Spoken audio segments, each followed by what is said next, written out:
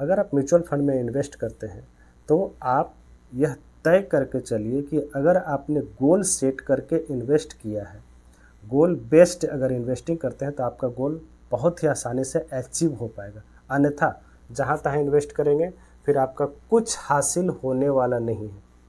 इसलिए कोशिश कीजिए, अपना गोल ज़रूर सेट कीजिए, उसके बाद म्यूचुअल फंड में इन्वेस्ट कीजिए।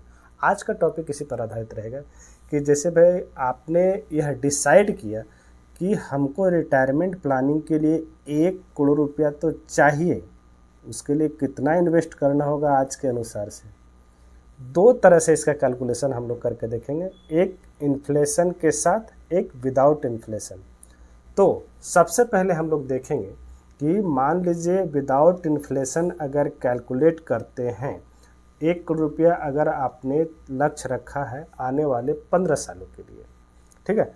रिटर्न आपका फिक्स मान के चलते हैं, अगर 15 साल के 10 साल या 15 साल से ऊपर इन्वेस्ट करते थे, मान के चलिए कि म्यूचुअल फंड के अच्छे फंड में जो स्मॉल कैप कैटेगरी के है वहाँ पर आपको 15% से ऊपर का रिटर्न देखने को मिल सकता है। हम लोग 15% के अनुसार से रिटर्न के आधार पर कैलकुलेट करेंगे। ड्यूरेशन 15 साल के लिए 15% का रिटर्न।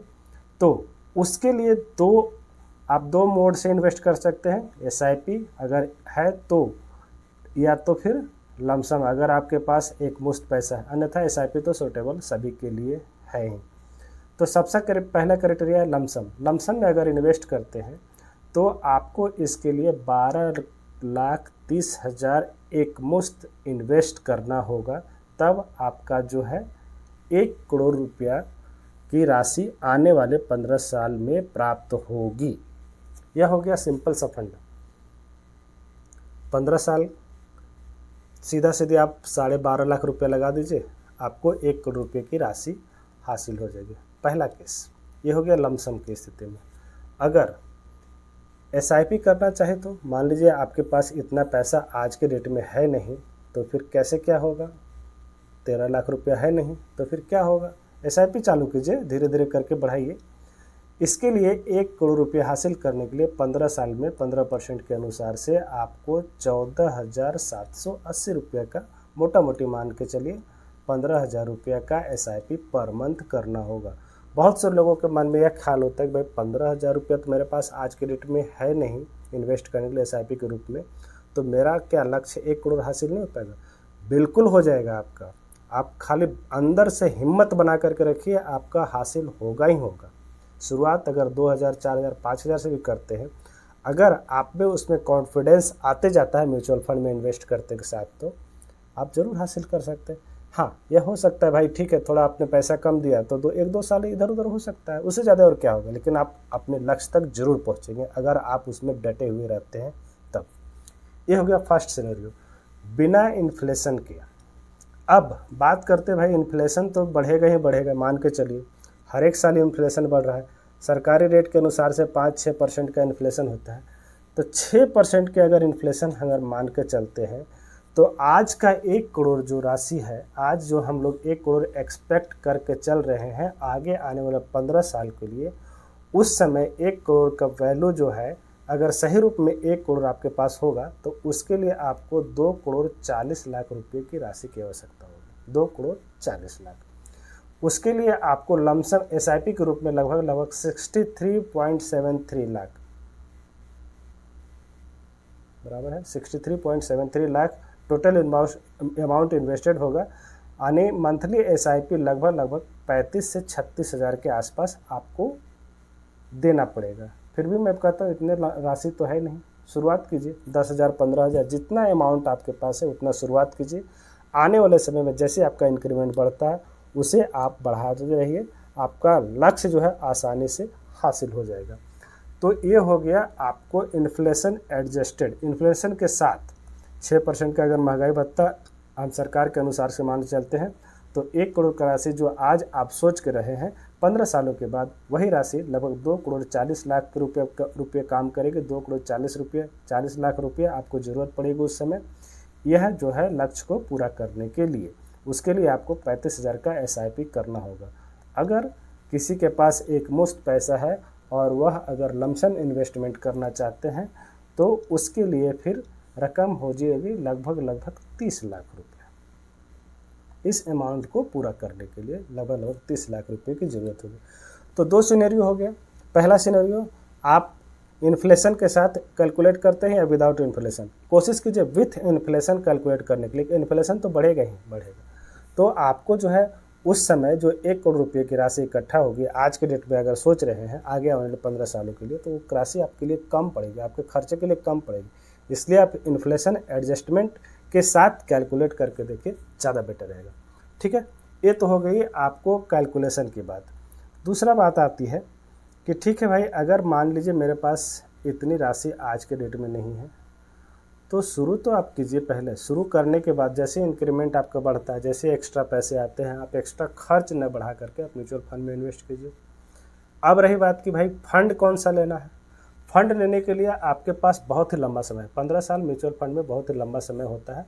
तो लंबे समय के लिए अगर आप इन्वेस्ट करते हैं म्यूचुअल फंड में, तो उसके लिए आपको मैं सिर्फ और सिर्फ स्मॉल कैप कैटेगरी या मिड कैप कैटेगरी को फंड को सुझाव करूँगा, जिसमें सबसे बेस्ट आज के डेट में अगर मान के चला जाए, इसमें 2-3 फंड है, ज़्यादा नहीं फंड लेना है, 2 या 3 फंड आप लीजिए। 15,000 रुपये की राशि अगर इन्वेस्ट करें तो 5-5 हज़ार सभी में डिवाइड कर दीजिए, किसी तरह का कोई दिक्कत नहीं है। एक लेना है जो कि बुजुर्ग फंड है। बुजुर्ग मैं इसलिए बोल रहा हूँ, पुराना फंड है, अनुभव है। अनुभव वाला जो फंड है ना, वो आपको जरूर रखना चाहिए, क्योंकि फंड मैनेजर उसमें अनुभवी होते हैं, तभी तो वह 50,000 करोड़ 60,000 करोड़ का AUM मैनेज कर रहे हैं।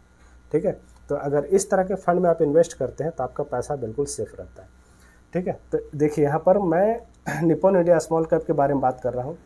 पिछले 3 सालों में लगभग 32%, वही 5 साल और 10 साल को एवरेज रिटर्न की बात की जाए तो लगभग 30% से ज़्यादा का रिटर्न मिला। हम लोग मोटा मोटी मान के चलते हैं 15%। ठीक है, 15% में मिला, बहुत अच्छी बात है। आपका गोल आसानी से पूरा हो जाएगा आने वाले समय में। दूसरा फंड, ये तो निप्पॉन का हो गया। दूसरा फंड की बात करेंगे। दूसरा फंड जो यंग फंड है, यंग जनरेशन का फंड है, टाटा का स्मॉल कैप फंड। शुरू हुए मात्र 5 साल हो चुके हैं। 5 सालों के अंदर में आप देखेंगे कि यह फंड जो है किसी भी तरह का नेगेटिव रिटर्न निकाल करके नहीं दिया है। नेगेटिव रिटर्न मतलब इस फंड में नहीं मिला, हमेशा पॉजिटिव रिटर्न ही मिला है। इस क्वार्टर में भी देखें पॉजिटिव रिटर्न है। 2024 क्वार्टर में बहुत ही शानदार प्रदर्शन रहा है। 3 सालों का देखेंगे 27%, अब 5 साल की बात करेंगे तो लगभग 30% से ज़्यादा का रिटर्न मिला। आप जो है इस यंग फंड में ज़रूर इन्वेस्ट कीजिए। 5,000 का SIP यहाँ पर कर सकते हैं। हाँ, SIP अगर अमाउंट उतना नहीं हो रहा तो थोड़ा कम कीजिए, कोई दिक्कत नहीं है, लेकिन शुरुआत कीजिए आप। तीसरा फंड एक मिड कैप कैटेगरी कर लीजिए। मिड कैप कैटेगरी में मोतीलाल ओसवाल का मिड कैप फंड लीजिए। यहाँ पर भी यह बहुत ही बेहतरीन प्रदर्शन कर रहा है। जैसे देखिए, यह देखेंगे कि तो स्मॉल कैप को ही बीट करता हुआ नज़र आता है। 3 साल में लगभग 38%, 5 साल की बात की जाए तो यहाँ पर भी 30%। ऑन एन एवरेज अगर मान के चले, तीनों फंड जो है बहुत ही बेस्ट है, किसी भी तरह का कोई डाउट नहीं है। आप इसमें SIP लमसम के जरिए इन्वेस्ट कर सकते हैं। हाँ, दोनों स्मॉल कैप की बात किया गया है, जहाँ पर टाटा और निप्पॉन इंडिया, वहाँ पर आप लमसम इन्वेस्टमेंट नहीं कर सकते हैं। वहाँ पर आपको सिर्फ और सिर्फ SIP मोड के जरिए ही इन्वेस्टमेंट हो सकता है इन दोनों फंड में। अब रही बात कि इनका जो है भाई फंड किस तरह से प्रदर्शन कर रहा है, क्या क्राइटेरिया सभी सही है, उसके बारे में भी हम लोग देखेंगे। तो इसका फंड कंपेयर करेंगे हम लोग। फंड कंपेयर करने के लिए सबसे पहले देखिए, जैसा रिटर्न की बात करें, जब से लॉन्च हुआ है तब से यह 26%, मोतीलाल ओसवाल का रिटर्न 26% रहा है, टाटा का 30% रहा है। वहीं पर निप्पॉन की बात की जाए तो वहाँ पर लगभग 26%, 28% का रिटर्न निकल करके आ रहा है। पोर्टफोलियो टर्नओवर सबसे कम जो है टाटा में है और निप्पॉन में उससे ज़्यादा 26 है, और थोड़ा इसमें रिस्की है लेकिन फिर भी मैनेजेबल है। इसका फंड 131 है। यहाँ पर जो है पोर्टफोलियो टर्नओवर के मामले में टाटा बेहतरीन है।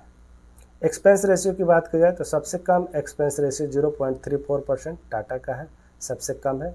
उसके बाद 0.65% मोतीलाल और 0.64% निप्पॉन इंडिया का। एग्जिट लोड अगर 1 साल के अंदर निकलते हैं तो वहाँ पर 1% आपको एग्जिट लोड देना पड़ सकता है। जहाँ पर AUM की हम लोग बात कर रहे थे, AUM सबसे कम इसका है टाटा का 7,868 करोड़, मोतीलाल का बात करेंगे 12,600 करोड़, और वहीं निप्पॉन पुराने फंड है, 56,000 करोड़ से ज़्यादा का फंड अभी मैनेज कर रहे हैं। तो ये तो होगी बात नॉर्मल सी। अब आइए देखते हैं इनके फंडामेंटल कुछ। रिटर्न तो हो गया, रिटर्न जो चल रहा है अच्छा ही है। अब फंडामेंटल की बात करेंगे तो इसमें देखिए अल्फ़ा बेहतरीन है सभी का जो है। मोतीलाल ओसवाल का 12.79 अल्फ़ा जो है, मतलब जितना मतलब कैटेगरी एवरेज से ज़्यादा रिटर्न दे रहा है, 12% ज़्यादा दे रहा है। टाटा 7.31 और निप्पॉन 9.47, बहुत ही अच्छा। तीनों फंड बहुत ही बेहतरीन है। बीटा की बात की जाए, एक से जितना कम होगा उस फंड के लिए उतना ही बेहतरीन माना जाएगा। 0.7, 0.79, 0.87 तीनों फंड बेहतरीन है, कोई दिक्कत नहीं। शार्प रेशियो जितना ज़्यादा होगा उतना बेहतरीन है। सॉर्टिलर रेशियो जितना ज़्यादा होगा उतना ही बेहतरीन है। देखिए इस मामले में मोतीलाल बहुत ही अच्छा कर रहा है। स्टैंडर्ड डिविएशन जितना कम होगा उतना ही अच्छा है। स्टैंडर्ड डिविएशन के मामले में टाटा का फंड बहुत ही बेहतरीन है। मीन 15 के आसपास तो कहीं नहीं मिलेगा, क्योंकि यह स्मॉल कैप कैटेगरी में डील करते हैं, इसलिए हमेशा इसका जो है पी रेशियो ज़्यादा होता है, इसलिए इसका मीन भी ज़्यादा आपको देखने को मिलेगा। ठीक है, मैनेजेबल है, तीनों फंड बहुत ही बेहतरीन है। इसमें आप SIP और लमसम के जरिए इन्वेस्ट कीजिए, और जो आपका लक्ष्य है, जो गोल है, उसे आप आसानी से इन तीनों फंड के जरिए आप आसानी से पहुँच सकते हैं। हाँ, अगर फंड 15,000 से ज़्यादा है तो 1-2 फंड आप और ऐड कर सकते हैं। एक्सेस फंड ऐड करने से कुछ ज़्यादा रिटर्न नहीं मिलता है, इसलिए एक्सेस फंड मत ऐड कीजिए। हाँ, अगर आपका जो है पोर्टफोलियो साइज बड़ा हो रहा है तो वहाँ पर आप कुछ एक्सेस फंड ले सकते हैं। तो ठीक है, इन तीनों फंड के साथ आप अपने लक्ष्य की शुरुआत कीजिए, गोल सेट कीजिए, उसमें इन्वेस्ट कीजिए म्यूचुअल फंड में, आपका गोल आसानी से पूरा होता हुआ दिखेगा। तो ठीक है, आज की वीडियो के लिए इतना। वीडियो देखने को बहुत बहुत धन्यवाद। Thank you.